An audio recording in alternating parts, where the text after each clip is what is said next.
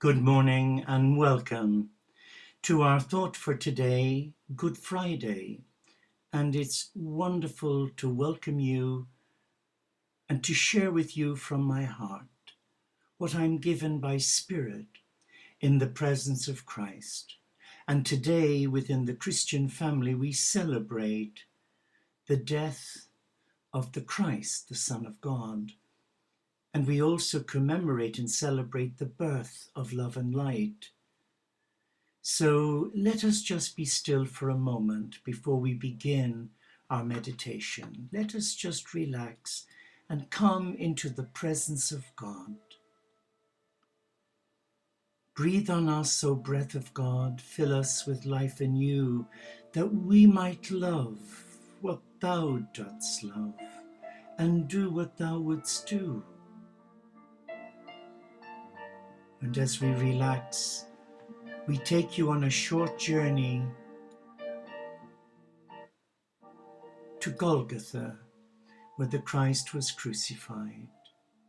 But you're a bystander, you're with the crowd, and you look on and you see a young man coming, exhausted. And you see another man taking the cross off his shoulder after he had fallen for the third time, and instinctively you wanted to reach out and carry the cross for Christ. And as you look, you have tears in your eyes as you see the Son of God climbing the short rock face to get to the pinnacle of where he's stripped, literally naked, and literally manhandled by the Roman soldiers. They grab each arm, they get a 6-inch nail, and they ram the nails into both hands. And they wrap the 2 feet together as 1 foot, and there hammer the nail in. And you can see Christ. He's not wincing, he's not complaining. And then they hoist the tree of life up with the Christ hanging on this cross. And you look at him and you feel empty. There are no more tears to cry. No more tears. And as you look on the one whom they pierced, you see a Roman soldier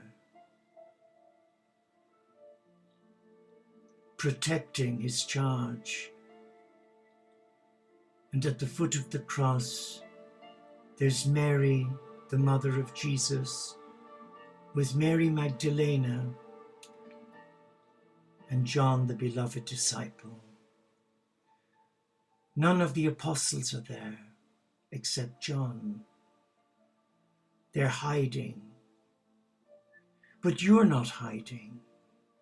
You are here to give thanks to Christ for him paying the price of your freedom. And suddenly you hear him speak out aloud. His voice is much weaker now. Lama, lama, sabachthani. My God, why have you forsaken me? These are the words from Jesus. Lama, lama, sabachthani.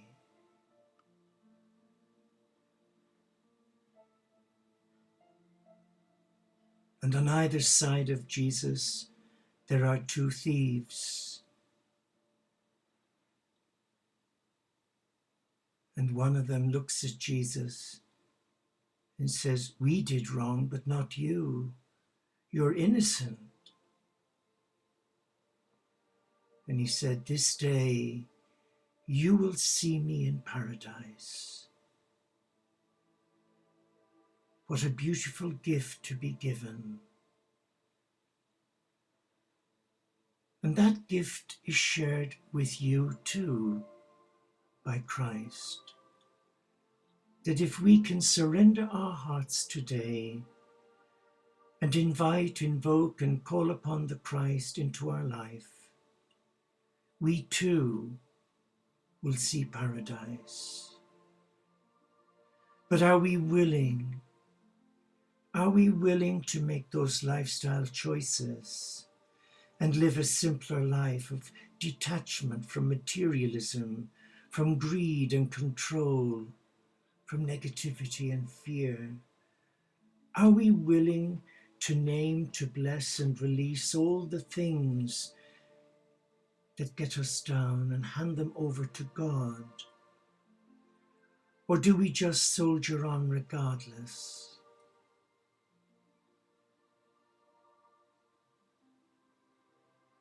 And as you look at the Christ, his head falls to his chest. It is finished. But a Roman soldier wants to make sure, so he gets a lance and he aims it at the heart of Christ. And suddenly, blood comes flowing from the heart of Christ for you and all mankind, and more so for those who reject his love.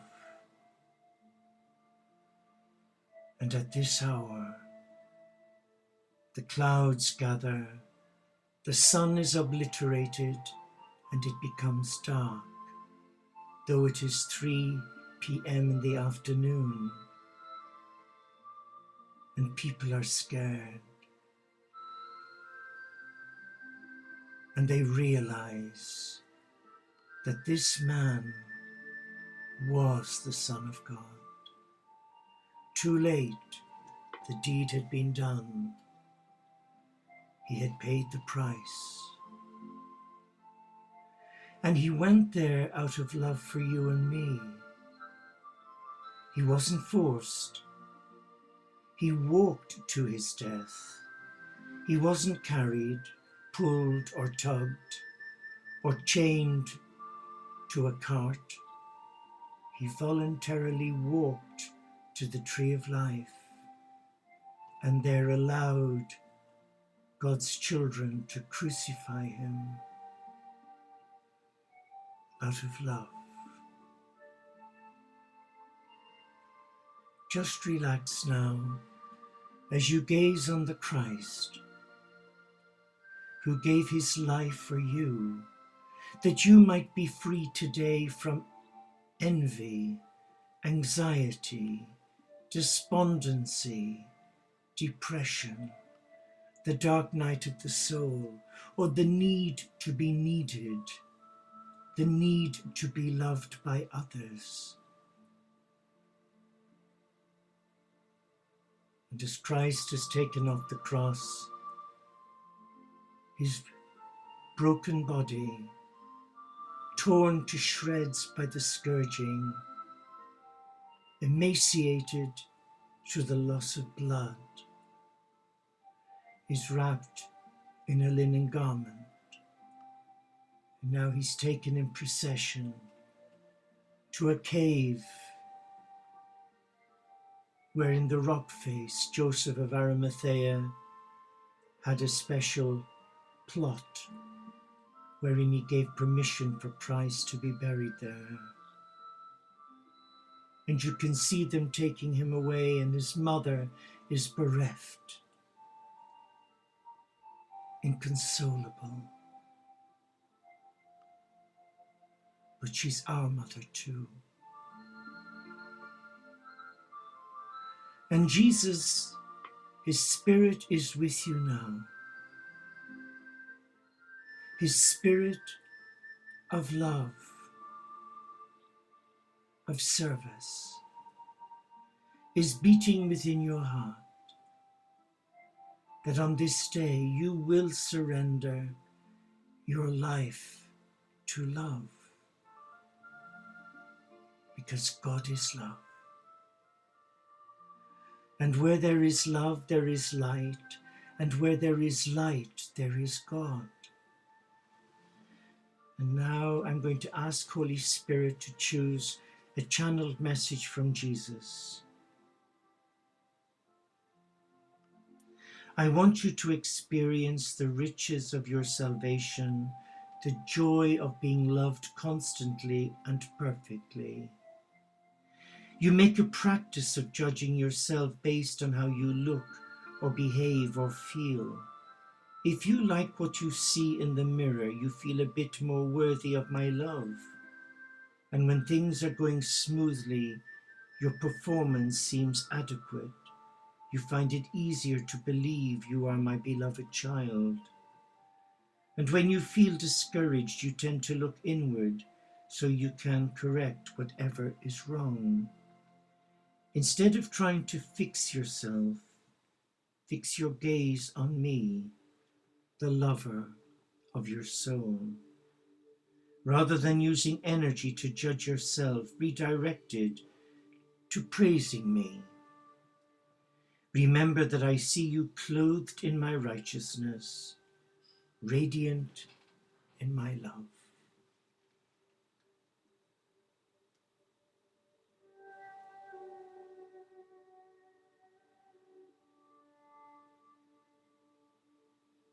And I'll read that last line again, if I may. Remember that I see you clothed in my righteousness, radiant in my love.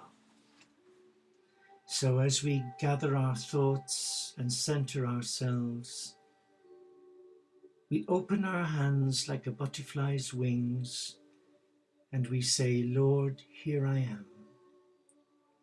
I come to be with you. I dedicate my life to you today, and I surrender my will, my ego, and all that has separated me from this unconditional love. I give it to you now. May your Spirit come upon me, so that we can be filled with the same Spirit when you arise on Easter morn. Amen. And that, my dear friends, is our thought for Good Friday. And I wish you all the blessings this day. This is a beautiful day. It is a deeply spiritual day. It is the day when we have proof that God truly loves their children by allowing their only beloved Son to be crucified as an act of love and atonement for our wrongdoing.